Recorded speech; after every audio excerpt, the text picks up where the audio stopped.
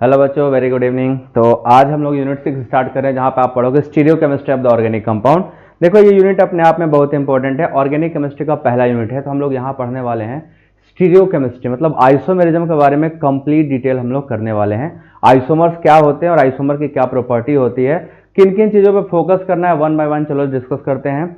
सो इसमें आप सीखने को आपको मिलेगा किसी भी मॉलिक्यूल को कितने तरीके से लिखा जा सकता है, उनके स्ट्रक्चर्स क्या होते हैं, और डिफरेंट डिफरेंट मॉलिक्यूल को हम डिफरेंट डिफरेंट स्पेस में कैसे अरेंज कर सकते हैं। So we will starting today the isomerism chapter. उसमें दो पार्ट होते हैं, स्ट्रक्चरल और स्टीरियो। तो मैं आज आपको बताना हूं सबसे पहले आइसोमर्स। आइसोमर में जाने से पहले एक बात आती है, जैसे दो वर्ड हैं, ठीक है, जो आपस में कोरिलेट करते हैं।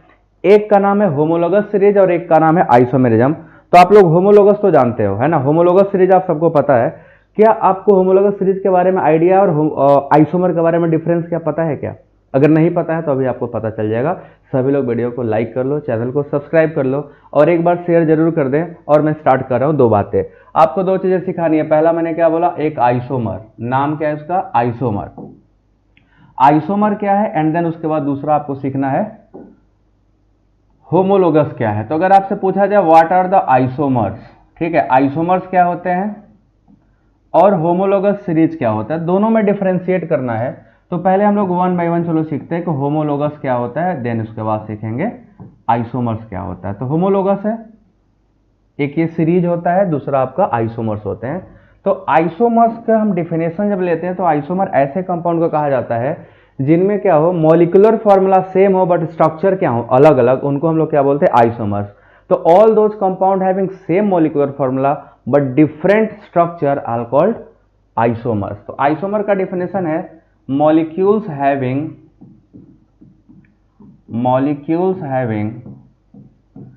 same molecular formula। ठीक है, यहां पे क्या होगा, मॉलिक्यूलर फॉर्मूला सेम होगा, same molecular formula but different structure. यहां पे क्या होगा, स्ट्रक्चर अलग होगा, फॉर्मूला सेम हो जाता है। और जो होमोलोगस कंपाउंड होता है इनमें क्या खास होता है, इनका मॉलिक्यूलर फॉर्मूला डिफरेंट होता है, they have different molecular formula. And आपको दिखेगा कि इनका सीरीज चेन एक जैसा होता है बट मॉलिक्यूलर फॉर्मूला क्या होता है, डिफरेंट होता है। तो they have different molecular formula, they have different molecular formula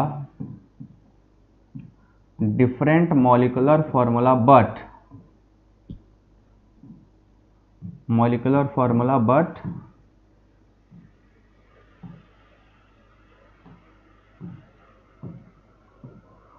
but same general formula।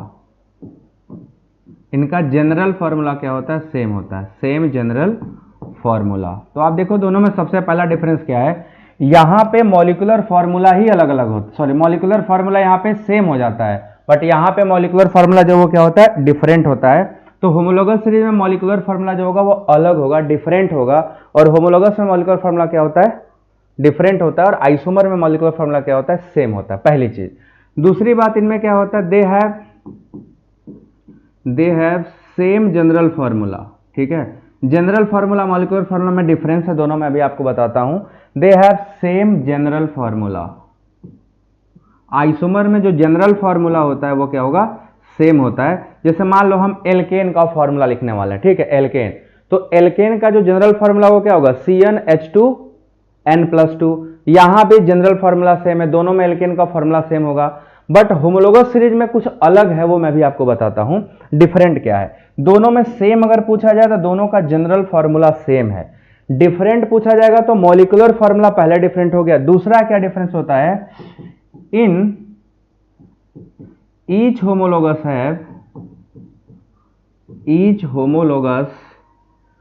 have one CH2 unit extra होता है, ठीक है, one CH2 unit extra then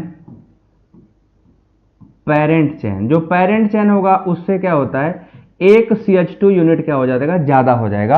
अगर एक CH2 यूनिट ज्यादा हो जाएगा तो उसका मास अगर बात करें तो टोटल जो मास होता है वो 14 ग्राम मास का डिफरेंस आता है। क्योंकि अगर CH2 यूनिट की बात करोगे आप तो कार्बन का मास होता है 12 और 2 हाइड्रोजन, तो बोल सकते हैं 14 ग्राम मास का क्या होगा, डिफरेंस होगा। तो आप देखोगे इनका जनरल फार्मूला दोनों का सेम है, बट मॉलिक्यूलर फार्मूला केवल आइसोमर का सेम होता है, होमोलोगस का मॉलिक्यूलर फार्मूला क्या होता है, डिफरेंट होता है। ये तो पहली चीज आपको समझ में आ गई। दूसरी चीज अगर हम इसकी बात करें होमोलोगस सीरीज की, तो होमोलोगस सीरीज के साथ क्या खास है कि इनमें एक CH2 यूनिट क्या हो जाता है, एक्स्ट्रा हो जाता है। तो आइए होमोलोगस को जरा डिटेल में बता दूं। जैसे अगर मैं आपको अब होमोलोगस की बात करूं कि चलो होमोलोगस एग्जांपल से समझाइए सर, तो मैं आपको होमोलोगस समझाने वाला हूं, ठीक है।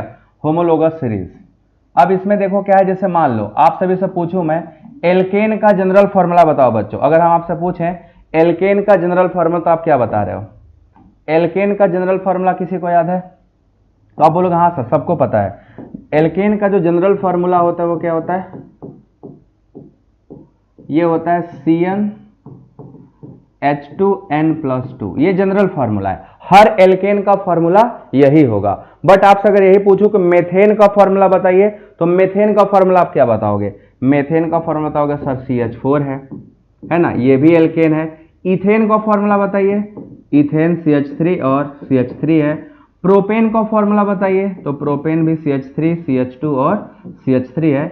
आप इन तीनों में जरा ध्यान से देखो, तीनों का जनरल फॉर्मूला सेम है। तीनों का जनरल फॉर्मूला क्या है बच्चों, सेम है, बट अलग क्या होगा, ठीक है, अलग क्या होगा आपको ध्यान कर देखने को मिलेगा। यहां से यहां जाने में कितने का डिफरेंस आया, ध्यान से देखोगे तो आपको CH2 यूनिट का डिफरेंस आया। जरा ध्यान से देखो CH2 यूनिट का डिफरेंस आया कि नहीं आया, CH2 यूनिट का डिफरेंस आया। यहां से यहां जाओगे, यहां से यहां, तो फिर कितने का डिफरेंस आ रहा है, एक और CH2 यूनिट का। जरा चेक करके बताओ क्या दोनों में CH2 यूनिट ही डिफरेंस हो रहा है कि नहीं। अगर हम मेथेन में एक CH2 डाल दें, अगर हम मेथेन में एक CH2 डाल दें यहां से यहां, तो आपको क्या मिलेगा, ये मिल जाएगा। इसमें एक नया CH2 ऐड कर दो CH2 ग्रुप, तो आपको क्या मिल जाएगा, ये मिल जाएगा। तो जरा आप सभी लोग ध्यान से देख के बताओ मुझे क्या पता चला कि यहां से यहां और यहां से यहां जाने में क्या अंतर हो रहा है, सिर्फ CH2 यूनिट का अंतर हो रहा है कि नहीं। सभी लोग बताओ केवल CH2 यूनिट का अंतर हो रहा है कि नहीं हो रहा है। तो अगर CH2 यूनिट का अंतर हो रहा है मतलब 14 ग्राम मास। अगर हम मेथेन की बात करें तो मेथेन का मास था 16 ग्राम, है ना, 16 ग्राम। इसमें 14 जोड़ दो तो क्या हो जाएगा, इसका मास देखो 30 ग्राम आएगा। काउंट करके देख लो, यही आएगा, मास निकाल के देख लो कार्बन और हाइड्रोजन का, ठीक है। 2 कार्बन का 12 दूना 24 हो जाएगा, और 3 हाइड्रोजन है तो 3 3 6, 24 6 30। फिर यहाँ 30 से यहाँ जाओ तो इसका आएगा 44 ग्राम। आप देख लो मास में कितना आ रहा है, 14 ग्राम का डिफरेंस आएगा, और CH2 यूनिट का डिफरेंस आ रहा है। तो ये सब क्या है, होमोलोगस है। इनका ओरिजिन सेम है, इनका परिवार क्या है, सेम है, बस डिफरेंस किसका है, एक CH2 यूनिट का है। सो यू विल फाइंड कि हमारे जो होमोलोगस है, ये मेथेन का पहला होमोलोगस इथेन है, इथेन का पहला होमोलोगस क्या है, ये प्रोपेन है, प्रोपेन का अगला होमोलोगस जो होगा वो क्या होगा, ब्यूटेन होगा। तो होमोलोगस में क्या होता है, सिर्फ CH2 यूनिट का डिफरेंस होता है। अब जो सवाल आपसे पूछ रहा हूं सभी लोग बताओ, क्या इसमें आपको मॉलिक्यूलर फॉर्मूला सेम दिख रहा है क्या, इन दोनों का मॉलिक्यूलर फॉर्मूला सेम है क्या, नहीं है। इसमें 1 कार्बन 4 हाइड्रोजन है, यहाँ पे 2 कार्बन 6, तो मॉलिक्यूलर फार्मूला तो डिफरेंट हो गया। यहां से यहां जाने पे मॉलिक्यूलर फार्मूला फिर डिफरेंट हो गया। तो आप क्या सीख पा रहे हो, मॉलिक्यूलर फार्मूला बदल रहा है बट जनरल फार्मूला तो यही फॉलो कर रहा है ना, जनरल फार्मूला यही फॉलो कर रहा है। ये होमोलोगस की बात होती है। अगर हम यही आइसोमर की बात करते तो आइसोमर में जो था ये जनरल फार्मूला और दोनों फार्मूला सेम होते, ये कार्बन की संख्या चेंज नहीं होती। तो आइसोमर में मॉलिक्यूलर फार्मूला भी क्या होता है, सेम होता है। सभी लोग वीडियो को लाइक कर दो और एक बार चैनल को सब्सक्राइब कर लो जो न्यू बच्चे हैं, और बाकी पुराने बच्चे एक बार जल्दी से शेयर कर दो। अब बोलो बच्चों, ये बात इतनी समझ में आई सभी को, इतनी बात समझ में आई कि नहीं है जो अभी मैंने बताया, इतना चला कि नहीं चला, मस्त क्लियर हो गया। अब एक चीज और बताता हूं, होमोलोगस में क्या होता है। होमोलोगस में फंक्शनल ग्रुप क्या क्या सेम होता है, देखो कुछ चीजें सेम होती है। जैसे सेम होने वाली चीजें हैं जनरल फार्मूला, है ना, जनरल फार्मूला सेम होती हैं। दूसरा क्या सेम होता है, फंक्शनल ग्रुप नहीं बदलता, इनमें फंक्शनल ग्रुप भी क्या होता है, सेम होता है, फंक्शनल ग्रुप भी सेम होता है। अलग क्या हो जाता है, अगर होमोलोगस की बात करें कि डिफरेंट क्या हो जाता है सर, तो डिफरेंट देखो क्या होता है, सबसे पहले इनका मॉलिक्यूलर फॉर्मूला डिफरेंट हो जाता है ना, मॉलिक्यूलर फॉर्मूला बदल जाएगा। दूसरा, अगर मॉलिक्यूलर फॉर्मूला बदल जाएगा तो केमिकल और फिजिकल प्रॉपर्टी दोनों बदल जाएगी, ठीक है, केमिकल एंड फिजिकल प्रॉपर्टी दोनों बदल जाएगी, केमिकल एंड फिजिकल प्रॉपर्टीज। ठीक, तो ये ऑल अबाउट हो गया आपका क्या, होमोलोगस सीरीज के बारे में। ऐसे सीरीज में क्या होता है, जनरल फार्मूला और फंक्शनल ग्रुप तो सेम होते हैं, बट मॉलिक्यूलर फार्मूला और केमिकल एंड फिजिकल प्रॉपर्टीज क्या होती हैं, वेरी कर जाती हैं, डिफरेंट हो जाती हैं। सो आपको दिखाई देगा होमोलोगस सीरीज ऐसे होते हैं। अब जैसे मान लो एल्कोहल की, चलो हम एल्कोहल की बात करते हैं। आप लोग चला बताओ एल्कोहल का जनरल फार्मूला क्या होता है। अगर हम कोई एल्कोहल की बात करें तो what is the general formula of N alcohol. Alcohol का जनरल फार्मूला क्या होगा जरा बताना तो भैया। एल्कोहल जो होते हैं उनका जनरल फार्मूला क्या होता है, किसी को पता है? नहीं पता तो मैं बताऊंगा। इनका जनरल फार्मूला होता है CnH2n+2O। बस एल्केन में एक ऑक्सीजन जोड़ दो तो हो जाएगा, ठीक है ना। एल्केन में क्या करना, एक ऑक्सीजन जोड़ दिया जाए तो आपका एल्कोहल बन जाता है। देखो बना कि नहीं बना। सभी लोग वीडियो लाइक कर लो बच्चों, क्यों नहीं लाइक करते हो, लाइक कर दिया करो। पहला काम तो ये कर लिया करो ना आप लोग, थोड़ा ड्यूटी निभाया करो आप लोग भी, मैं भी तो करता हूं। अब एल्कोहल में सबसे पहले देखो ये आपका मीथेनॉल है। मीथेनॉल अपने परिवार का सबसे छोटा मेंबर है। अगर हम मीथेनॉल से इथेनॉल बनाए तो क्या डिफरेंस आएगा, किस चीज का डिफरेंस आया आप सभी लोग बताओ। क्या फंक्शनल ग्रुप बदला? नहीं बदला। सिर्फ क्या नया आया है, अगर हम इसमें देखें तो एक CH2 यूनिट क्या हो गया, एक्स्ट्रा हो गया, है ना। इथेनॉल से प्रोपेनॉल पे अगर हम चलें तो इथेनॉल से प्रोपेनॉल में अगर हम जाते हैं तो फिर एक और एक्स्ट्रा CH2 आएगा। तो हम क्या देख रहे हैं कि बस बदल क्या रहा है, जैसे जैसे आगे चलते जा रहे हैं एक CH2 यूनिट क्या होता जा रहा है, एक्स्ट्रा होता जा रहा है। इट सिंपल मीन कि हमें जो मिल रहा है वो एक CH2 यूनिट का डिफरेंस मिल रहा है। मतलब ये सभी स्पीसीज आपस में क्या है, होमोलोगस है। These all species are homologous to each other, है ना, homologous to each other. General formula पूछे थे, एल्कोहल इथेनॉल थोड़े पूछे थे नितेश बाबू, आपने तो एल्कोहल ही मिथेनॉल ही बता दिया। तो बोलो ये क्लियर हुआ कि नहीं हुआ, ये क्लियर हुआ ना सबको। होमोलोगस समझ में, किसी भी कंपाउंड का आप ले लोगे जनरल फार्मूला तो सेम होगा बट मॉलिक्यूलर फार्मूला कभी सेम नहीं होगा। बट फंक्शनल ग्रुप देखो हमेशा सेम है। इसमें भी फंक्शनल ग्रुप OH ही था, एल्कोहल था, इसका भी एल्कोहल ही है और इसका भी एल्कोहल ही है। अगर फंक्शनल ग्रुप बदल गया तो आइसोमर में आ जाएगा, ठीक है, वो आइसोमर्स कहलाते हैं। तो ये मैंने आपको पहले सिखाया होमोलोगस सीरीज। कितने लोगों को होमोलोगस सीरीज समझ में आ गया। अब हमको आगे चलना है। If you got about the knowledge of homologous series, now let's begin with isomers. चलो सभी लोग बता कितने लोगों को समझ में आया। सभी लोग वीडियो लाइक कर लो बच्चों, और चैनल को न्यू स्टूडेंट जरूर सब्सक्राइब करें, बिल्कुल सब्सक्राइब करें। आपको केमिस्ट्री में इससे बेहतर कंटेंट देने वाला कोई नहीं मिलेगा यूट्यूब पे। मैं इसका आपको भी पता चल जाएगा, आप पीछे के लेक्चर देख लो, आगे देखते रहो। सो इट्स काइंड रिक्वेस्ट कि एक बार आप सभी लोग अपने दोस्तों तक जरूर शेयर किया करिए, ठीक है। So it is clear to all. अब चलो आइसोमर चलते हैं, ठीक है। हम लोग आइसोमेरिज्म की जब बात करेंगे ना, तो आप सबसे पहले एक चीज सीखना कि आइसोमेरिज्म में जाने से पहले हमें आइसोमर के बारे में सब कुछ जानना है। आइसोमर क्या होते हैं, कितने प्रकार के होते हैं, उन सब के बारे में पहले मैं आपको आउटलाइन दूंगा। कितने टाइप का आइसोमर है, सारा आउटलाइन देने के बाद देन वन बाय वन सबको पढ़ेंगे, ठीक है। क्या है कि हमें कितना पढ़ना है, कौन कौन सी चीजें पढ़नी है, जब इसका आइडिया नहीं होता है ना तो पढ़ने में मजा भी नहीं आता। जब आपको पता है मुझे ये सारी चीजें कवर करनी है तो आपको पढ़ने में मजा आएगा। और मैं बता रहा हूं, अगर आपने ऑब्जेक्टिव एग्जाम में बैठे हो तो आपका एक भी क्वेश्चन ऐसा नहीं होगा जो आपको न्यू लगेगा, मैं आपको करवा के दिखा दूंगा, ठीक है। सो एवरीबॉडी तैयार हो, रेडी हो ना। चलो आइसोमर लिखते हैं, ठीक है। आइसोमर का डेफिनेशन क्या था, आइसोमर का डेफिनेशन क्या था, बस 1 मिनट का टाइम दो मुझे, 1 सेकेंड, बस 1 second just.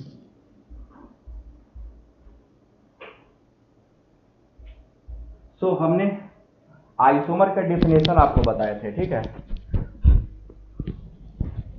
Just a minute, ठीक है। अब हम लोग क्लासिफाई करेंगे कंप्लीट आइसोमेरिज्म, ठीक। सो अगर हम बात करते हैं व्हाट इज आइसोमर्स, तो सबसे पहले आपको डिफाइन करना है आइसोमर्स क्या होते हैं, ठीक। आइसोमर्स, तो चलो जरा डिफाइन करो सभी लोग, व्हाट आर द आइसोमर्स। तो हमने अभी अभी आपको पढ़ाया ऐसे सभी कंपाउंड जिनका मॉलिक्यूलर फार्मूला सेम हो, ठीक है, बट स्ट्रक्चर क्या हो, अलग अलग हो, उनको हम लोग क्या बोलते हैं, आइसोमर्स बोलते हैं। सो अब चलो स्टार्ट कर लेते हैं। So now we have isomerism. क्योंकि हमें यही पढ़ना है बट उसमें होमोलोगस में कंफ्यूजन ना हो, इसलिए मैंने आपको पहले होमोलोगस को बता दिया। होमोलोगस भी आपको अच्छे से आना बहुत जरूरी है, और होमोलोगस नहीं आएगा तो फिर मजा बिगड़ जाता है। फिर क्या होता है ना, कंफ्यूजन हो जाता है। कभी कभी 2 स्पीसीज दे दिया, पूछा दोनों आपस में क्या है, तो आपको लगता है आइसोमर पढ़े हैं तो आइसोमर मार देते हैं, बट आइसोमर नहीं होता है, होमोलोगस में अलग होता है। ठीक है, so let's begin with new. अब इसका अगर हम डिफिनेशन करें तो क्या होता है, हैविंग same molecular formula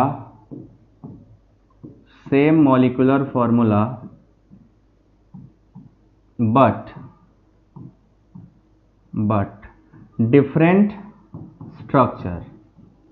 ठीक है, बट डिफरेंट स्ट्रक्चर, इनके स्ट्रक्चर क्या होते हैं, अलग अलग हो जाते हैं। मॉलिक्यूलर फार्मूला तो सेम होगा बट स्ट्रक्चर्स क्या होते हैं, अलग अलग होते हैं। तो ये ऐसे स्पीसीज को हम लोग क्या बोलेंगे, आइसोमर्स बोलते हैं। Such species are known as isomers.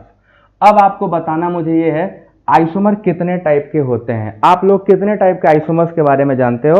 How many type of isomers you know about, what are type of the different isomers, कितने का नॉलेज है आपको? जल्दी से बताइए सभी लोग। और सभी लोग वीडियो लाइक करते रहो, कर नहीं रहे हो, कहना पड़ता है, कितना अच्छा है ना, बुरी बात है। 2 टाइप का होता है, एक को हम लोग बोलते हैं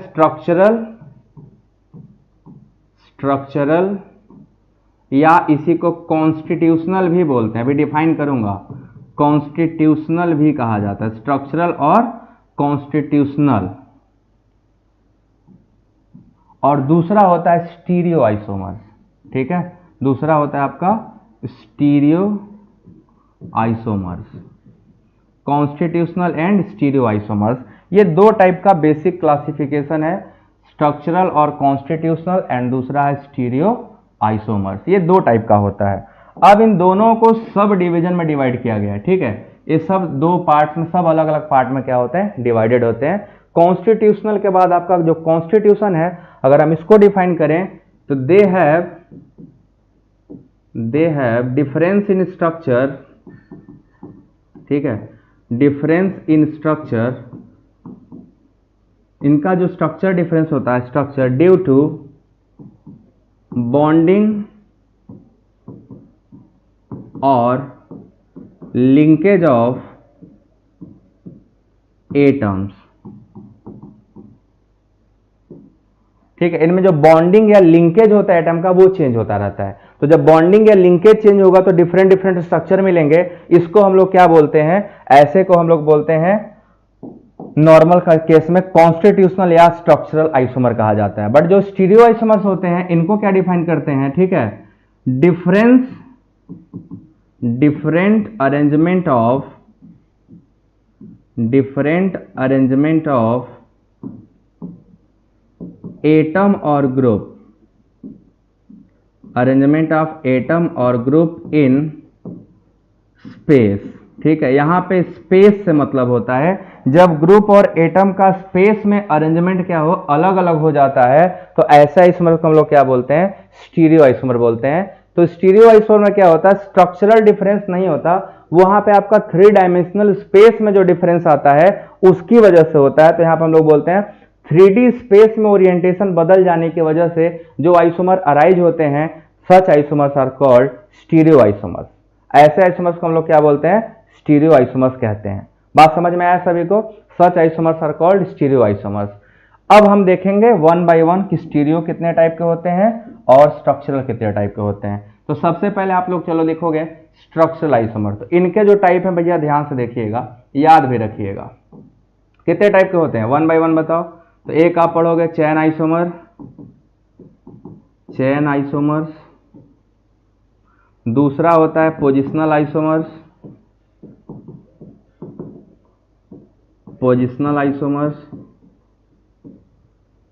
तीसरा होता है फंक्शनल आइसोमर्स,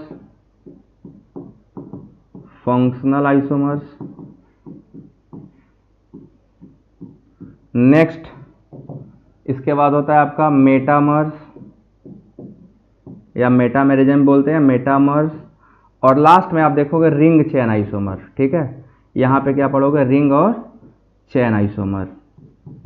अब कुछ लोग टाटोमेरिज्म भी यहीं पढ़ा देते हैं, बट मैं यहाँ पे टाटोमेरिज्म आपको नहीं पढ़ाऊंगा, क्योंकि टाटोमेरिज्म आपको यहाँ समझ नहीं आएगा। उसमें कुछ कॉन्सेप्ट है जीओसी का, जिसमें आप देखोगे एसिडिटी ऑफ प्रोटॉन और resonance stabilization of conjugate base आता है, तो वो बिना उसके नहीं आएगा आपको, इसलिए मैं अभी यहाँ पे उसको लूंगा नहीं, क्योंकि वो आपके लिए हेक्टिक हो जाएगा। सो हम लोग उसको जीओसी चल रहा है, जीओसी का लेक्चर 9 बजे मैं लेता हूँ। आप लोगों को जीओसी भी पूरा पढ़ना ही है कंप्लीट डिटेल में। तो जीओसी का एक देखिएगा सेक्शन बना हुआ है नीट जेई वाले में, वहां पे आप जाइएगा, जीओसी खोल के आप चाहो तो पढ़ सकते हो टाटोमेरिज्म। अभी उसको पढ़ाने वाला हूँ। सो जीओसी में पूरा आएगा, और जीओसी आप सबको कंप्लीट पढ़ना है, ठीक है ना। सो अभी आपने देखा इतने टाइप के तो हमारे होते हैं स्ट्रक्चरल आइसोमर। अब आपसे पूछा जाए स्टीरियो आइसोमर कितने टाइप के होते हैं, तो आप लोग जरा बताओगे, तो जरा बताइए स्टीरियो आइसोमर कितने टाइप का आप लोग जानते हो। हम जानते हैं, आप लोग बोलोगे सर 2 टाइप का होता है, ज्योमेट्रिकल और ऑप्टिकल, बट ये गलत है। ज्योमेट्रिकल और ऑप्टिकल नहीं है आंसर, 2 टाइप का होता है, बट उन दोनों का नाम अलग अलग है। एक का नाम है कॉन्फिगरेशनल, एक का नाम है कॉन्फिगरेशनल और दूसरे का नाम है कॉन्फॉर्मेशनल, ठीक है। तो स्टीरियो आइसोमर 2 टाइप के होते हैं, पहला है कॉन्फिगरेशनल,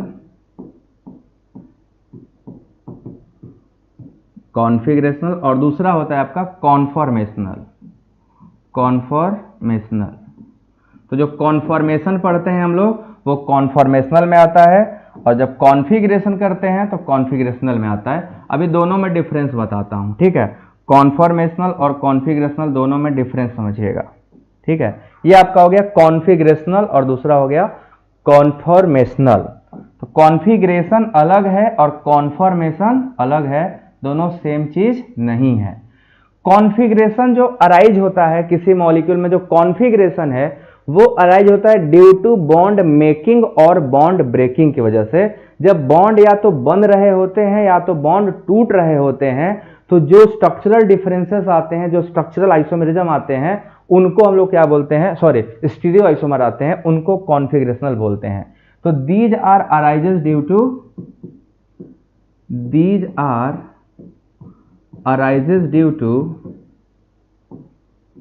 टू बॉन्ड मेकिंग और bond breaking, due to bond making, या तो बॉन्ड बनने की वजह से या तो बॉन्ड टूटने की वजह से, ठीक है। तो बॉन्ड मेकिंग या बॉन्ड ब्रेक होने की वजह से जो कॉन्फिगरेशन अराइज होता है, जो स्ट्रक्चर अराइज होता है 3D स्पेस में, उसको हम लोग कॉन्फिगरेशनल बोलते हैं। Such isomers are called configurational isomers, ठीक है। Such isomers are called configurational isomers. और अगर बच्चों हम बात करें कॉन्फॉर्मेशनल की, तो आपके घर में पंखा होगा, देखिए आपके खोपड़ी पे लगा होगा, ऊपर चल रहा होगा, वो 3D स्पेस में है। पंखे का फॉर्मूला सेम है, पूरा लोहा लकड़ी, उसमें जो कुछ लगा होगा, तो वायर बुलेट जो भी चैन वैन लगा होगा सब कुछ सेम होगा। बट देखो जब फ्री रोटेट हो रहा है तो 0 डिग्री से 360 डिग्री के बीच में हर एक डिग्री पे एक नया स्ट्रक्चर बना रहा है। तो जो स्ट्रक्चरल डिफरेंस आ रहे हैं स्पेस में, 3D स्पेस में, ड्यू टू फ्री रोटेशन, वो सिंगल रॉड है ना, जो सिंगल बॉन्ड बोलो उसको, जो सिंगल रॉड जिससे लटका हुआ है उसको सिंगल बॉन्ड बोलो, उस पे जब फ्री रोटेट हो रहा है तो 360 में अलग अलग स्ट्रक्चर ला रहा है, तो ये कॉन्फॉर्मेशन कहलाएगा। जब फ्री रोटेशन की वजह से डिफरेंट स्ट्रक्चर जनरेट हो जाएंगे, वो भी कहां, 3 डायमेंशनल स्पेस में, ऐसे आइसोमर को बोलते हैं कॉन्फॉर्मेशनल। तो ये कब अराइज होते हैं, these are arises due to free rotation around carbon single bond, ठीक है। कार्बन सिंगल बॉन्ड के अराउंड जब फ्री रोटेशन होता है तो जो आइसोमेरिज्म आएगा उसका नाम कॉन्फॉर्मेशनल होता है, और जब बॉन्ड मेकिंग या बॉन्ड ब्रेकिंग से अराइज होता है उसका नाम कॉन्फिगरेशनल होता है। तो स्टीरियो ये 2 टाइप के होते हैं। इसके बाद अब आप इसके अंदर आओगे तो आपको मिलेगा कि इसके अंदर ज्योमेट्रिकल और ऑप्टिकल होता है, ठीक है। इसके अंदर जो है हमारा ज्योमेट्रिकल आइसोमर और ऑप्टिकल आइसोमर पाया जाता है। तो आप देखो, आपको ज्योमेट्रिकल और ऑप्टिकल याद था, स्टीरियो में 2 होते हैं, ज्योमेट्रिकल और ऑप्टिकल, नहीं उसके अंदर 2 पार्ट है, उसके अंदर वाले एक पार्ट में जाके दोनों होते हैं। तो यहां पे आपको मिलेगा ज्योमेट्रिकल आइसोमर, जो पूरा डिटेल में पढ़ोगे, ज्योमेट्रिकल आइसोमर, और दूसरा यहां पे होता है ऑप्टिकल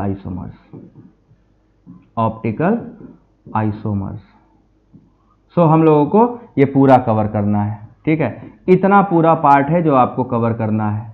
ये हमारा था बेसिक क्लासिफिकेशन ऑफ आइसोमेरिज्म। जो आपने देखा कंप्लीट जो आइसोमेरिज्म है वो इतने पार्ट में क्लासिफाइड है, ठीक है। आइसोमर यहाँ से स्टार्ट होते हैं, फिर आपको सबका डेफिनेशन बताते हुए मैं आपको फाइनल तक ले गया यहाँ तक। अब बस आपसे एक सवाल पूछना है, आप कहाँ से पढ़ना पसंद करोगे? स्टीरियो आइसोमर से पढ़ना पसंद करोगे या स्ट्रक्चरल आइसोमर से?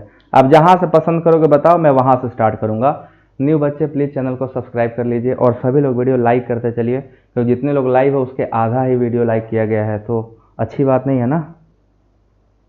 हाँ, तो आप लोगों से ये आपके लिए ऑप्शनल है, आप सभी लोग बताइए कहाँ से स्टार्ट करा जाए। आप किस सेक्शन से पढ़ना चाहोगे, स्ट्रक्चरल से या स्टीरियो से?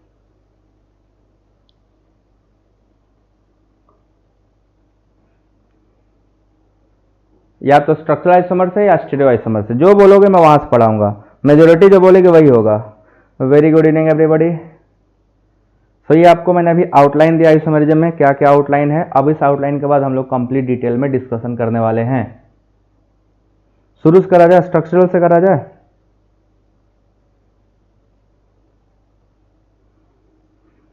ये चॉइस है ना, आपके लिए चॉइस है, ठीक है। शुरू से करते हैं ना, शुरू से रहेगा तो अच्छा रहेगा, लाइन से सिस्टमैटिकली चलेगा, बीच में आएगा तो दिक्कत होगा। स्ट्रक्चरल से ही करते हैं, चलो स्ट्रक्चरल आइसोमर से स्टार्ट करते हैं। तो हम लोग को आज पहला पढ़ना है स्ट्रक्चरल आइसोमर। आप लोग ये बताइए नॉमेनक्लेचर आता है? नॉमेनक्लेचर आता है कि नहीं आता है? सभी लोग बताएं कि आप लोगों को नॉमेनक्लेचर ऑफ ऑर्गेनिक कंपाउंड आता है? स्ट्रक्चरल आइसोमर डेफिनेशन में कर चुका हूं। जब मॉलिक्यूलर फार्मूला सेम हो बट स्ट्रक्चर में डिफरेंस इसलिए आ जाता है क्योंकि लिंकेज या जो बॉन्डिंग होती है एटम की वो चेंज होती है, ऐसा आइसोमर को हम लोग स्ट्रक्चरल आइसोमर बोलते हैं, ठीक है ना। So now we are proceeding with one by one. सबसे पहले हम लोग पढ़ेंगे चेन आइसोमर्स, ठीक है। क्या पढ़ेंगे? Chain isomers. वेरी इंपॉर्टेंट काम का चीज है चेन आइसोमर्स। कुछ बहुत ही टेक्निकल क्वेश्चंस आएंगे और उम्मीद करता हूं कि आप सभी लोग उसके जवाब देने के लिए तैयार रहोगे। हर टेक्निकल क्वेश्चन के आंसर आप करोगे। चेन, जैसा कि इसका नाम ही बता रहा है चेन, ठीक है। ऐसे सभी मॉलिक्यूल जिनका मॉलिक्यूलर फॉर्मूला सेम हो बट चेन का लेंथ क्या हो, बदल जाता हो। चेन लेंथ क्या हो, डिफरेंट हो जाए। Same molecular formula but difference in length of carbon chain या difference in length of parent chain is called chain isomers. So those molecule having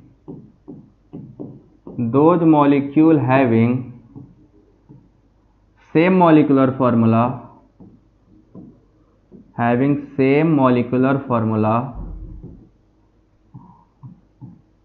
but difference in length of parent chain, difference in length of parent chain, ठीक है। ऐसे सभी molecule जिनमें क्या हो, molecular formula same हो but parent chain का length क्या हो, डिफरेंट हो, ऐसे आइसोमर्स को हम लोग बोलते हैं चेन आइसोमर। आप चलिए सबसे पहले मैं आपको एग्जांपल देता हूं। हमारे पास एक फॉर्मूला है C4H10, ठीक है। C4H10 ब्यूटेन का फॉर्मूला है, ये ब्यूटेन होता है। अब देखो इसके मैं दो स्ट्रक्चर बना सकता हूं। सबसे पहले आप सीधा स्ट्रक्चर बनाइए, तो सीधा बनाइएगा तो क्या बनेगा, CH3 CH2 CH2 और CH3। ये देखो 4 कार्बन का है, तो अगर इसमें हम नंबरिंग करें तो हम करेंगे 1 2 3 4। इसका नाम ब्यूटेन है क्योंकि 4 कार्बन से ब्यूट आता है और क्योंकि ये एल्केन है तो इसका नाम क्या हो जाएगा, ब्यूटेन। बट इसी का एक और स्ट्रक्चर बनता है, वो 3 ही कार्बन का होता है। देखिए CH3 CH3 और एक हमने क्या कर दिया इसमें, ब्रांचिंग।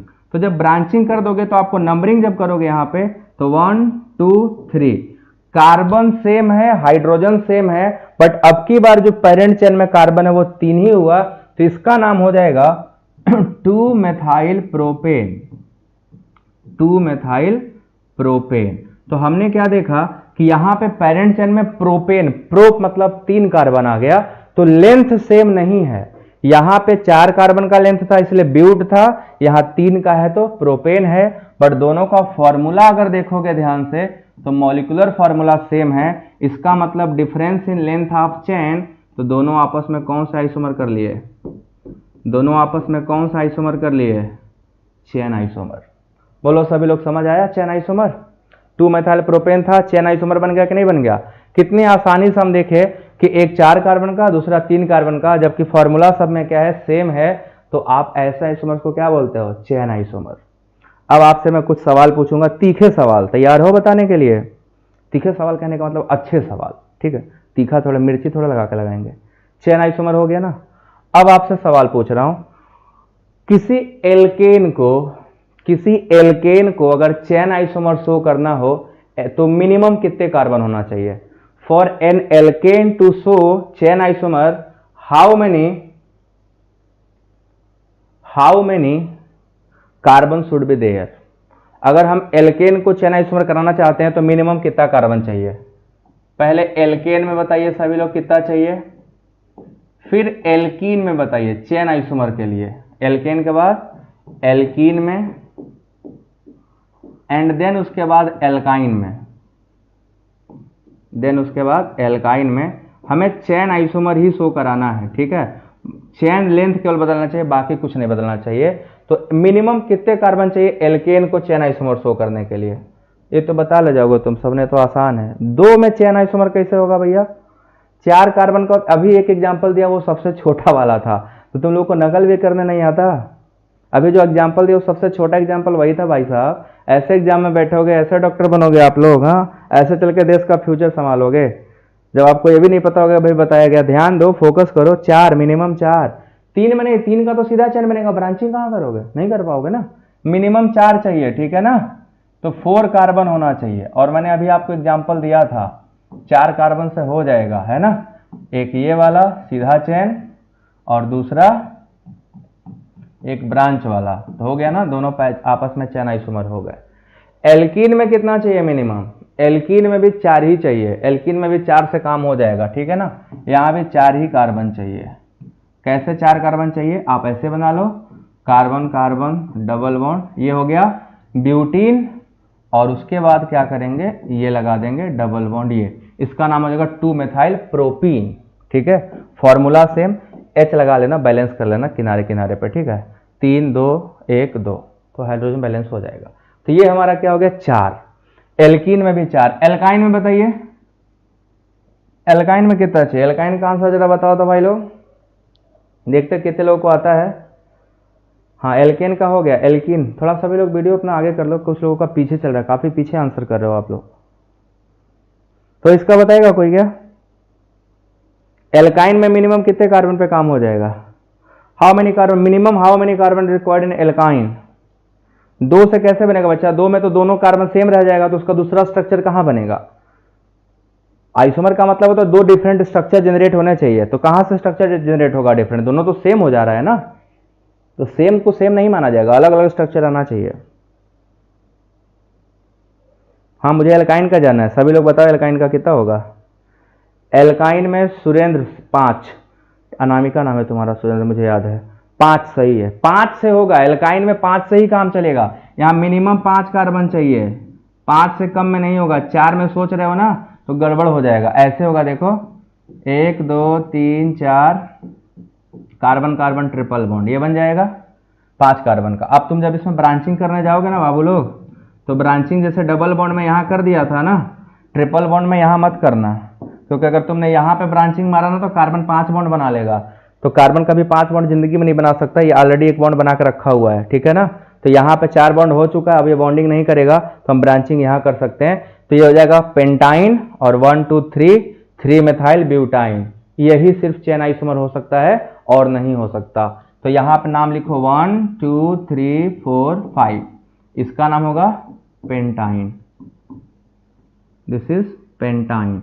और जो नीचे वाला उसका क्या नाम होगा, पेंटाइन के बाद इसका नाम होगा 1 2 3 4, इसका नाम होगा 3 मेथाइल ब्यूटाइन, 3 मेथाइल ब्यूटाइन। ये दोनों आपस में चेन लेंथ को अलग अलग कर रहे हैं, चेन लेंथ को चेंज कर रहे हैं, एक 5 कार्बन का एक 4 कार्बन का, इसीलिए चेन आइसोमर है। 4 नहीं हो सकता, सिर्फ 5 होगा। एक ही आईडी से दो लोग चलाते हो क्या? कभी अनामिका, कभी निशा, मुझे कैसे पता है? कोई भी हो, चलो एक्स वाई जेड, इस बार से जो भी होगा वो एक्स वाई जेड होगा, ठीक है। So it is clear to all.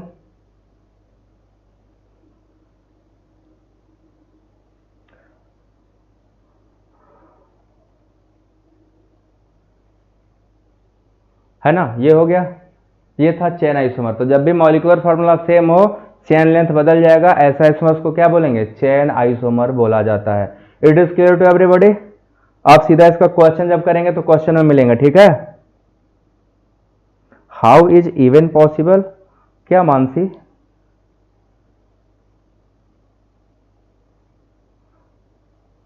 Question क्या है आपका? H5 में समझ नहीं पाया, ठीक है। आप क्वेश्चन लिखिए, मैं समझता हूं फिर बताता हूं, ठीक है।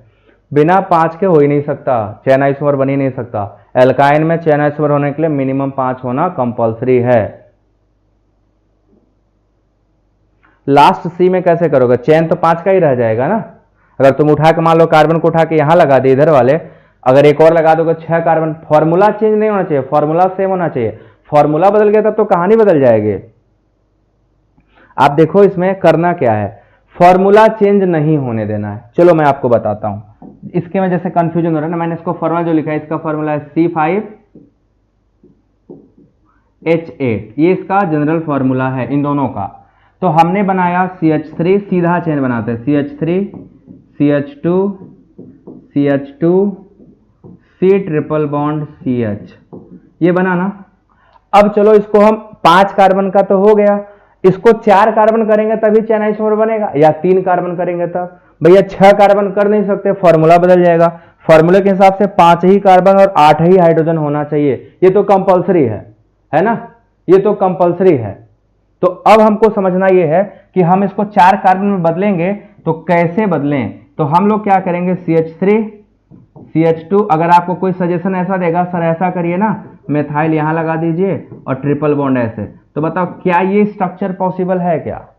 इस कार्बन पे कितने बॉन्ड हो गए? काउंट करो, 5 बॉन्ड, 3 इधर, एक इधर, एक इधर, तो 5 बॉन्ड पॉसिबल है? नहीं पॉसिबल है ना, कभी पॉसिबल होगा ही नहीं, क्योंकि हम सब जानते हैं कि कार्बन 5 बॉन्ड नहीं बनाता, कार्बन मैक्सिमम बना सकता है तो 4 बॉन्ड बना सकता है। And now what we are seeing here कि 5वां बॉन्ड बन गया, तो इसको उड़ाओ, यहां से लगा ही नहीं सकते, ये गलती है। तो हम लोग क्या करेंगे, उस मेथाइल को यहां लगा सकते हैं, ये लगेगा तो काम बन जाएगा, तो ये हम बना सकते हैं, बट यहां नहीं लगा सकते। तो 4 कार्बन वाले में तो पॉसिबल ही नहीं होगा। तो जैसे ब्यूटीन बनाए हो, जैसे यहां बनाए हो, तो तुम सोचो कि सर 4 कार्बन मेथाइल बना लेते हैं, तो क्या ये स्ट्रक्चर पॉसिबल था? नहीं पॉसिबल था। वो इसलिए नहीं पॉसिबल था क्योंकि कार्बन 5 बॉन्ड नहीं बनाएगा, एंड दैट इज वाई। तो आप समझ में आया ना कि 5 क्यों चाहिए? 5 होगा तभी यहां पे एक मेथाइल आकर जुड़ेगा और इसका नाम क्या हो जाएगा? ब्यूटाइन हो जाएगा, पेंटाइन और ब्यूटाइन, अदरवाइज नहीं हो पाएगा। सो आई होप कि आप लोगों को यह बात समझ में आई होगी। Now it is clear. अभी बोलो सभी लोग, अब समझ आया? आगे चला जाए। So new student please subscribe our channel. यहां तक क्लियर हो गया, अब आगे चलूं मैं, चेन के बाद पोजीशन पे आ जाए।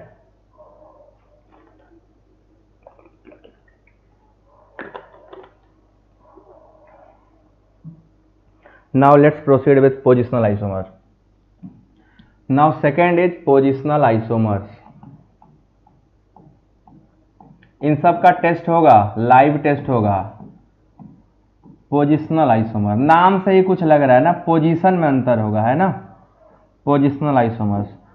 तो ऐसे सभी आइसोमर्स जिनमें क्या हो, मॉलिक्यूलर फॉर्मूला तो सेम हो, but position of multiple bond, double या ट्रिपल बॉन्ड हो, या पोजीशन ऑफ सब्स्टिट्यूएंट या पोजीशन ऑफ फंक्शनल ग्रुप क्या हो, बदल रहा हो, ऐसे को हम लोग बोलते हैं पोजिशनल आइसोमर। तो those isomers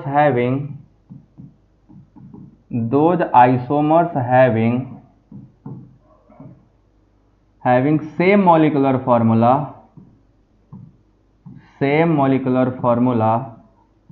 but difference in position of, देखो किसका किसका पोजीशन अलग होता है, डिफरेंस इन पोजीशन ऑफ, जो जो लिखूंगा उसे याद रखिएगा वन बाय वन। पहला मल्टीपल बॉन्ड का पोजीशन बदल सकता है, जैसे डबल बॉन्ड ट्रिपल बॉन्ड अपना पोजीशन बदल लें, मल्टीपल बॉन्ड। दूसरा सब्स्टिट्यूएंट, सब्स्टिट्यूएंट क्या होते हैं, जैसे क्लोरो हो गया, 1 क्लोरो 2 क्लोरो, ऐसे पढ़ोगे ना, 1 क्लोरोब्यूटेन 2 क्लोरोब्यूटेन 3 क्लोरोब्यूटेन, 3 नहीं होता, 3 क्लोरोपेंटेन हो जाता है। तो जो पोजीशन बदल रहा है इसको क्या बोलते हैं, सब्स्टिट्यूएंट, ठीक है। और third position of functional group, ठीक है ना, फंक्शनल ग्रुप का भी पोजीशन चेंज होता है, फंक्शनल ग्रुप। जब इनका पोजीशन अलग अलग होने लगेगा तो हम जिसको बोलेंगे कि पोजिशनल आइसोमर है, they are changing their position, ठीक है, वो अपने क्या बदल रहे होंगे, पोजीशन को चेंज कर रहे होंगे। एग्जाम्पल से समझने का प्रयास करते हैं हम लोग। सबसे पहले आपको मैं एल्कीन में बताऊंगा, ठीक, एल्केन में भी बता सकते हैं बट एल्कीन में जल्दी समझ में आएगा, ठीक। तो सबसे पहले मैं आपको बताता हूं एल्कीन में, एल्कीन में आप आसानी से समझ जाओगे। देखो आपको मैंने एक एल्कीन दिया, मिनिमम 4 कार्बन चाहिए एल्कीन के लिए, भी बताता हूं कैसे। देखो अभी आप देखो इसको बनाओ, CH3 CH2 CH double bond CH2, एक ये हो गया। दूसरा CH3 CH double bond CH CH3। इन दोनों में बताओ बच्चों क्या डिफरेंस क्या है, दोनों का फॉर्मूला C4H8 है, दोनों का मॉलिक्यूलर फॉर्मूला यही है, आप काउंट करके देख लो। इसमें नंबरिंग करिएगा तो 1 2 3 और 4, तो इसका नाम होगा 1 ब्यूटीन। इसका क्या नाम होता, butene. Double bond position number 1 पे है, that is why it is called 1 butene. और इसमें अगर आओगे तो डबल बॉन्ड का पोजीशन कहां है, सेकंड कार्बन पे है, तो इसका नाम हो जाएगा 2 ब्यूटीन। This is 2 butene. देखो ध्यान से, तो दोनों में क्या बदला, पोजीशन ऑफ डबल बॉन्ड। पहले में पोजीशन ऑफ डबल बॉन्ड कहां था, कार्बन नंबर 1 पे था। दूसरे में डबल बॉन्ड कहां है, कार्बन नंबर 2 पे है। तो डबल बॉन्ड, मल्टीपल बॉन्ड है ना ऑप्शन में, जब डबल बॉन्ड अपना पोजीशन बदल रहा होगा उसको हम लोग क्या बोलेंगे, पोजिशनल आइसोमर। ये कौन सा आइसोमर हो गए, पोजिशनल आइसोमर। क्लियर हुआ क्या, ये पहला हो गया पोजिशनल आइसोमर। तो एल्कीन में पोजिशनल आइसोमर 1 ब्यूटीन 2 ब्यूटीन में आराम से आप देख सकते हो, you can easily find out कि हाँ ये तो पोजिशनल आइसोमर ही है। बोलो सभी लोग आया। 1 ब्यूटीन 2 ब्यूटीन में क्या डिफरेंस हुआ, क्या कार्बन चेन डिफरेंस हुआ है क्या कार्बन चेन का लेंथ बदला है क्या, नहीं सर, बिकॉज दोनों में ब्यूट लगा है, 4 कार्बन है, तो कार्बन का चेन लेंथ चेंज तो नहीं हुआ। तो चेंज क्या हुआ, सिर्फ पोजीशन ऑफ डबल बॉन्ड। तो जब पोजिशनल चेंज होते हैं, पोजीशन का डिफरेंस आता है, तो उसको हम लोग क्या बोलते हैं, पोजिशनल आइसोमर्स। बोलो समझ आया, सभी लोग बताएं समझ में आया। अब फिर से आपके लिए क्वेश्चन आने वाला है। अब आपके लिए अगला क्वेश्चन आने वाला है कि अगर हम पोजिशनल आइसोमर करना चाहें एल्केन में, अगर हम एल्केन में पोजिशनल आइसोमर करना चाहें तो मिनिमम कितने कार्बन की आवश्यकता है, एल्केन में पोजिशनल आइसोमर करने के लिए मिनिमम कितने कार्बन की आवश्यकता है, सभी लोग बताएं। एल्केन में सिर्फ एल्केन हो, मतलब उसमें केवल कार्बन हाइड्रोजन ही हो और कुछ भी ना हो, डबल बॉन्ड भी ना हो, केवल सिंगल बॉन्ड हो। तो अगर केवल एल्केन में हमें पता लगाना हो पोजिशनल आइसोमर कब बनेगा, तो कितना कार्बन चाहिए, मिनिमम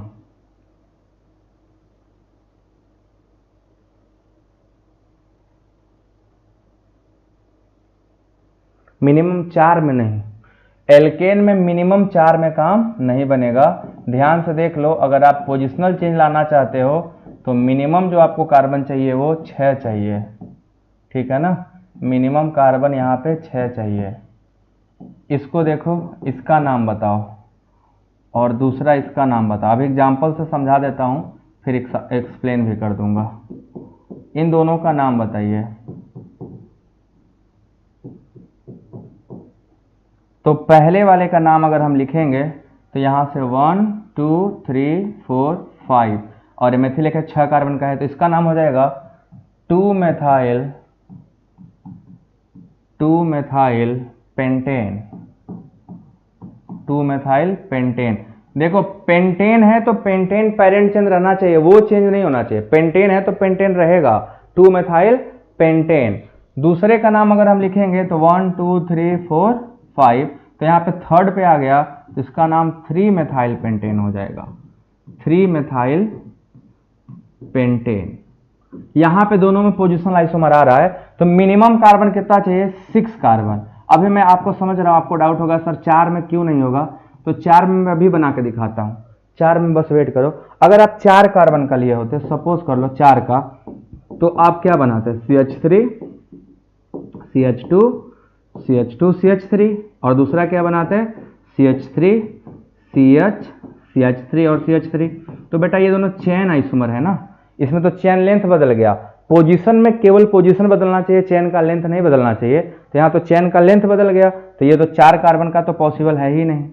4 में पॉसिबल है, नेवर नेवर नेवर, 4 में कभी पॉसिबल नहीं हो सकता। आइए सर 5 वाला करके जरा बताइए। तो 5 वाला अगर बच्चों लोग करोगे, तो देखो 5 वाला करने के लिए आपको क्या चाहिए, एक ब्रांच तो लगाना ही अपन को, तो हम लोग क्या करेंगे, ये एक मेथाइल यहां लगा देंगे, ये 5 कार्बन का हो गया, तो इसका नाम हो जाएगा 2 मेथाइल ब्यूटेन, इसका नाम 2 मेथाइल ब्यूटेन है। फिर बोलोगे सर इसके बाद इसको इधर कर लीजिए, तो अगर हम इस बार इसको इधर लिख लें, तो क्या आपको लग रहा है नाम बदल गया इसका, जिधर से सब्स्टिट्यूएंट जल्दी आते हैं नंबरिंग उधर से करी जाती है, तो इधर से नंबरिंग होता है 1 2 3 4, क्योंकि सब्स्टिट्यूएंट दूसरे पे आया, और इसमें इधर से आया तो 1 2 3 और 4, ये दोनों सेम है, आइडेंटिकल हैं, तो ये भी पोजिशनल आइसोमर नहीं थे। तो ना 5 कार्बन में हो पाया, ना 4 कार्बन में, बट जैसे ही गए 6 कार्बन में, देखो मेथाइल पोजीशन बदल लिया। आप कहीं से नंबरिंग करो, एक में 2 पे मेथाइल आएगा और एक में 3 पे आएगा।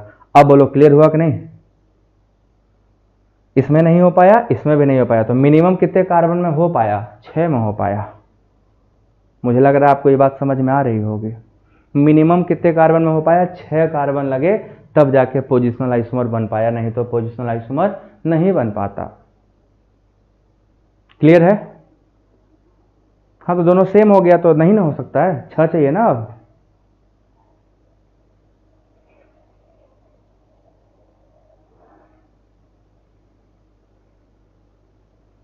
सो आई होप कि आप लोगों को ये बात समझ में आ गई होगी। अब एल्केन में 6 चाहिए, एल्कीन और एल्काइन में कितना चाहिए, एल्कीन में मिनिमम कितना कार्बन चाहिए, अगर हमें एल्कीन को पोजिशनल आइसोमर शो करना हो तो मिनिमम कितने कार्बन चाहिए, एल्काइन को शो करना हो तो कितने कार्बन चाहिए, एल्काइन को शो करना हो तो कितने कार्बन चाहिए, चलो बता दो जल्दी से, एल्कीन में कितना और एल्काइन में कितना। एल्केन में 6 ही चाहिए था, वो तो हो गया। Now you have to answer this too, alkene में मिनिमम कितने कार्बन पे चेन आइसोमर मिले, सॉरी पोजिशनल आइसोमर मिलेगा, और एल्काइन में कितने कार्बन पे पोजिशनल आइसोमर मिलेगा।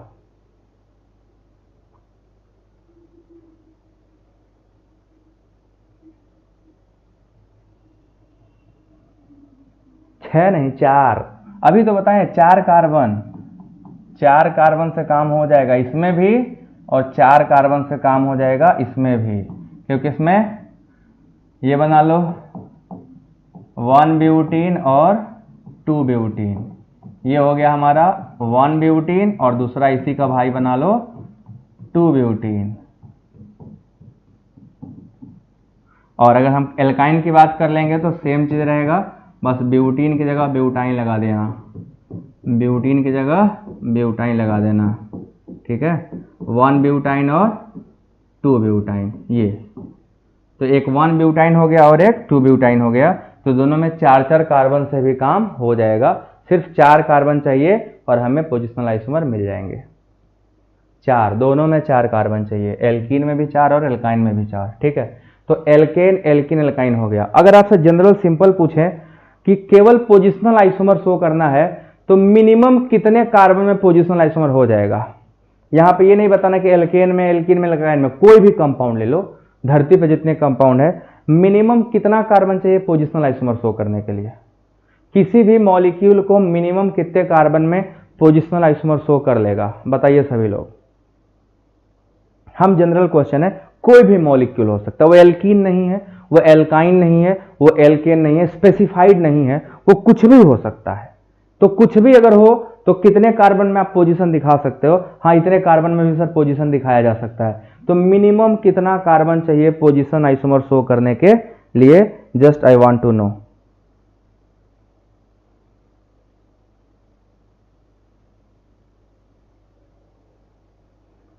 4 ना, 6 नहीं, एल्केन थोड़े पूछा हूँ, 2 कार्बन, ठीक है, सिर्फ 2 carbon, minimum 2 carbon is required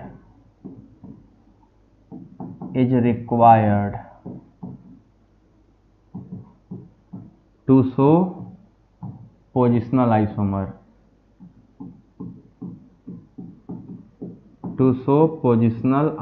ठीक है।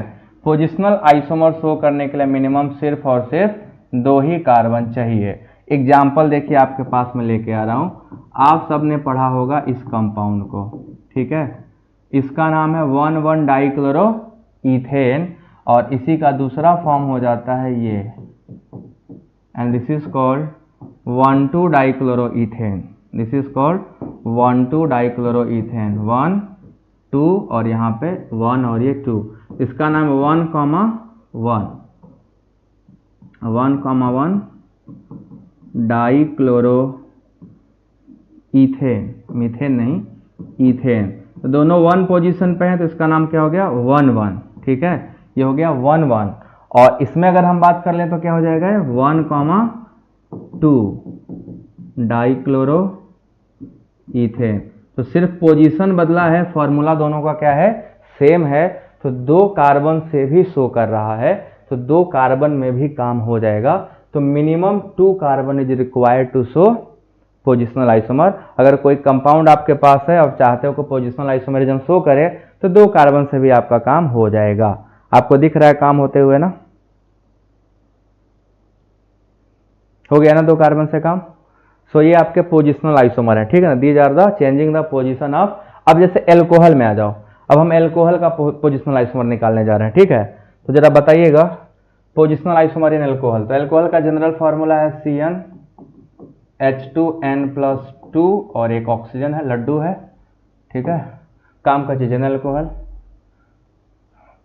है ना। जब अच्छे से पढ़ाई नहीं होगी, फ्रस्ट्रेशन होगा, जॉब वॉब नहीं लगेगा तो इसकी बड़ी ज़रूरत पड़ेगी, इसीलिए इसको पढ़ लेते हैं, जॉब लग जाए इसको ज़रूरत नहीं पड़ेगी हम लोगों को, ठीक।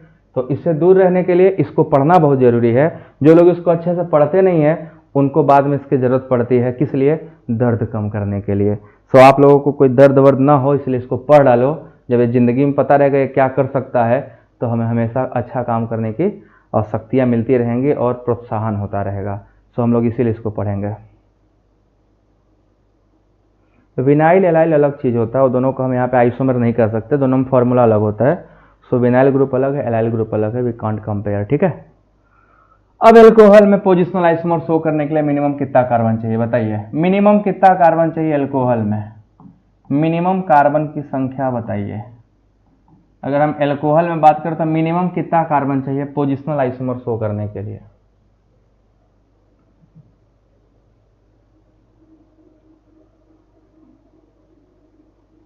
बता सकता है कोई?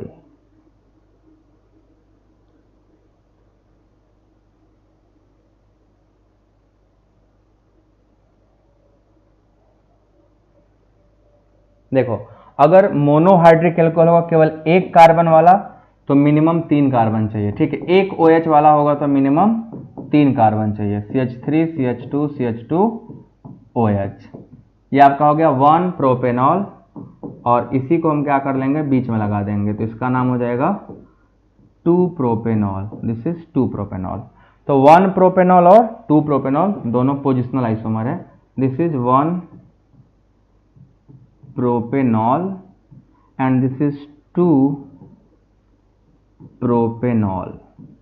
तो दोनों आपस में पोजिशनल आइसोमर है। अगर 1 OH होगा तो, अगर 2 OH होगा तो 2 कार्बन में भी काम हो जाएगा। आप देखो यहाँ पे जैसे आपने अभी उसको पढ़ा ना क्लोरो को, वैसे यहाँ पे इसको भी पढ़ सकते हो। तो मोनोहाइड्रिक के लिए मिनिमम 3 कार्बन चाहिए और जिसमें 2 OH लगा हो वहां पे 2 कार्बन पे भी काम हो जाएगा। ये दोनों आपस में 1,1 डायोल है, ये 1,2 डायोल है। तो 2 कार्बन के लिए 2 चाहिए, मतलब 2 OH वाले के लिए 2 कार्बन, बट 1 OH वाले के लिए मिनिमम 3 कार्बन चाहिए। तो कौन सा है इस पे डिपेंड करेगा, ठीक है, इस पे डिपेंड करेगा। तो this is all about the positional isomer. तो आपको पोजिशनल आइसोमर समझ में आया क्या? आप सभी को पोजिशनल आइसोमर समझ में आया कि हम पोजिशनल आइसोमर कैसे निकाल सकते हैं? तो chain isomer, positional isomer, classification of isomer, इतनी सारी चीज़ें आप सभी को समझ में आ गया। सो ये लेक्चर कंटिन्यू रहेगा और मैं आपको बता रहा हूँ इस लेक्चर से आने वाले कॉम्पिटिटिव एग्जामिनेशन या आपके जो भी एग्जामिनेशन आप अपीयर हो रहे हो, क्वेश्चन अच्छे अच्छे आते हैं और गारंटी मैं बता रहा हूँ, आप लोगों को प्रैक्टिस भी कराऊंगा। एक भी क्वेश्चन ऐसा नहीं होगा जो अनदेखा, अनसुना और एकदम न्यू लगेगा। सब कुछ पढ़ा लगेगा, सब कुछ आता हुआ रहेगा और आप मैक्सिमम स्कोर करके आओगे, सही करके आओगे। बस लगे रहो, मेहनत उतनी ही करी जाएगी, मेहनत में कोई कमी नहीं करना, ना आप करोगे ना हम करेंगे। रिजल्ट बढ़िया चाहिए, ठीक है ना। जब रिजल्ट आएगा तब सेलिब्रेशन किया जाएगा। अभी पसीने बहा लो, मेहनत कर लो, इंटरनेट खर्चा कर लो, थोड़ा सा मेहनत है, बिना मेहनत का किसी को क्या ही मिला है आज के डेट में। और कंपटीशन के इस दौर में बिना मेहनत को आपको पानी भी नहीं मिलने वाला है ना। So we have to do at a extreme level, है ना। अपनी लेवल एक्सट्रीम पे करते हैं एंड देन देखते हैं रिजल्ट साला कैसे नहीं आएगा। आएगा, रिजल्ट के पापा भी आते हैं, ठीक है। सो सभी को आज का लेक्चर क्लियर हो गया? अप टू दिस सब लोग डन? सो अब हम लोग मिलेंगे कल, ठीक है। कल इसका दूसरा पार्ट फंक्शनल आइसोमर लेके आएंगे। सो हम लोग फंक्शनल आइसोमर कल पढ़ेंगे। तब तक के लिए tata bye bye, good night. सभी लोग जाइए इसको रिवाइज करिए। हाँ, जिसको sigma bond, pi bond, allylic, benzylic position के बारे में आइडिया नहीं है तो प्लेलिस्ट में जाके एक सर्च करिएगा। प्लेलिस्ट में एक बेसिक ऑर्गेनिक केमिस्ट्री करके होगा, वहां पे आपको मिल जाएगा allylic, benzylic, primary, secondary, tertiary carbon क्या होता है, क्वाटरनरी। क्योंकि कल जब मैं फंक्शनल आइसोमर पढ़ाऊंगा तो इन सभी की जरूरत पड़ेगी, तो आप लोग उसको एक बार ना समय निकाल कर कभी भी देख लेना। एक बेसिक ऑर्गेनिक केमिस्ट्री करके होगा, उसमें होगा allylic, benzylic, degree of carbon करके, उसको जरूर देख लीजिएगा, ठीक है। सो मिलते हैं फिर कल। Tata bye bye, good night, have a nice day.